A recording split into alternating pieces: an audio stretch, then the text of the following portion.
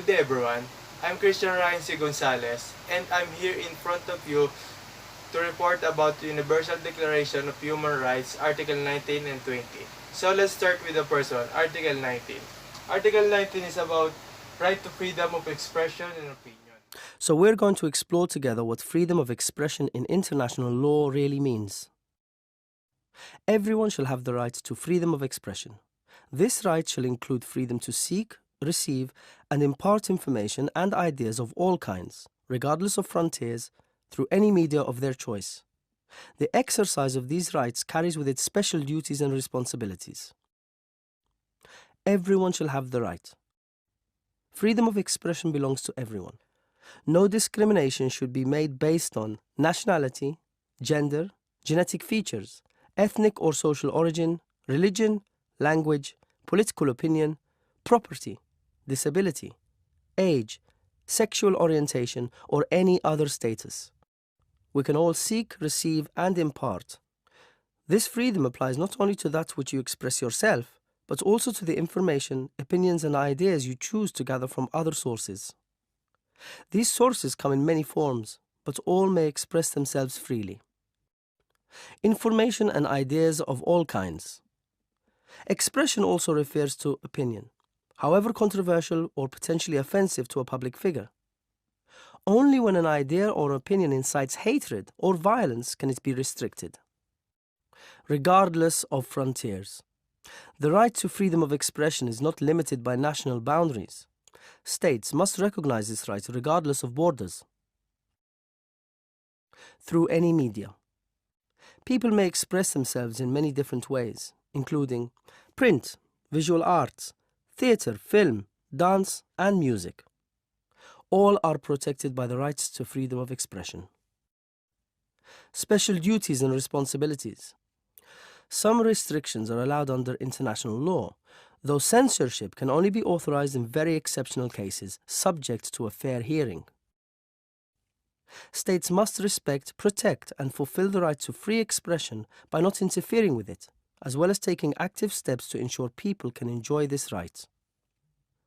For example, minorities must be able to express themselves in their native tongue and participate in politics and services provided to others.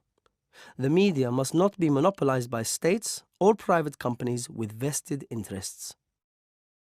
Everyone has the right to freedom of opinion and expression. This right includes freedom to hold opinion without interference and to seek, receive, and impart information and ideas through any media and regardless of frontiers. What is right to freedom of expression and opinion? First, we have everyone shall have the right to opinion without interference, meaning no one can force someone to make any statement that may destroy or has big impact to their name or image. It's up to the person who has the authority if he or she will allow to give any statement or information. The people have the power to choose or to decide what specific information they want to give without any interference or force by other people.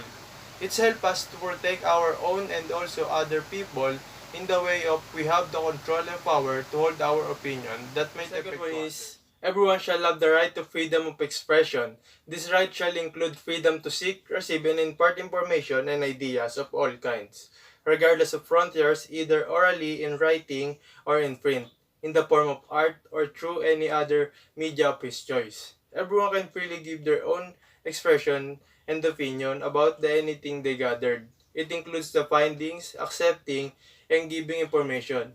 And it's up to the person in how they express their ideas, through orally, writing, or in print, in the form of arts or media. Everyone has the right to express their own opinion without any force or harmful effect to the person.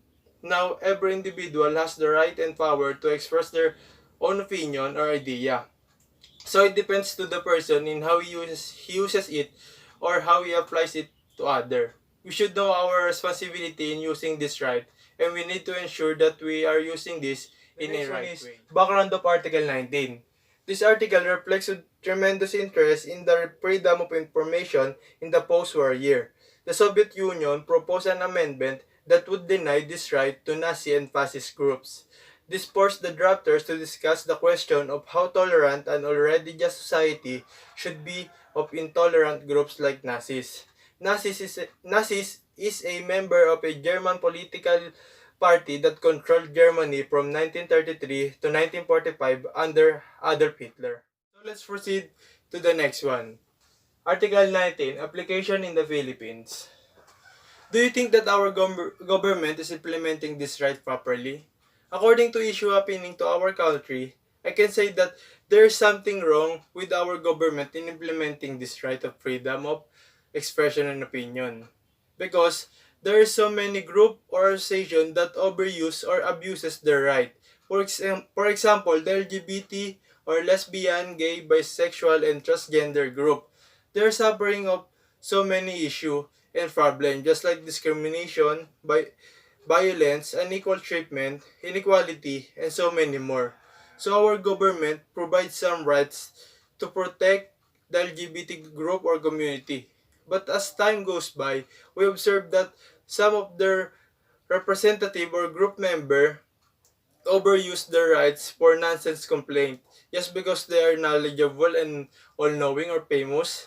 Not just because our government providing them a right to solve their problem, they using it to nonsense complaint. Just like in the term of using or using a comfort room, and the worst one is to use their language as the name of a storm. How weird is that, right? So as a person of the community, we should know our responsibility in using our rights that provided to us of our government. The next one is Article 19, Application in the United States. Implementing of this right in US. The US Constitution protects even the most offensive and controversial speech from government suppression and permit its regulation of speech only under certain and limited narrow circumstances. The US system is built on the idea that the free and open exchange of ideas encourages understanding and advances truth-seeking and allows for the rebuttal or falsehoods. So I can say that there's something wrong with the implementation of this right in their country because the US Constitution is limiting the people to give a speech against the government, and also they are the one who sets and give permit for you to make any statement with limited and narrow circumstances. Proceed to my next topic. My next topic is about Article 20, right to freedom of assembly and everyone has the right of peaceful assembly and association. The right to peaceful assembly protect the right of individuals and groups to meet for a common purpose or in order to exchange ideas, information, to express their views, and to hold a peaceful protest.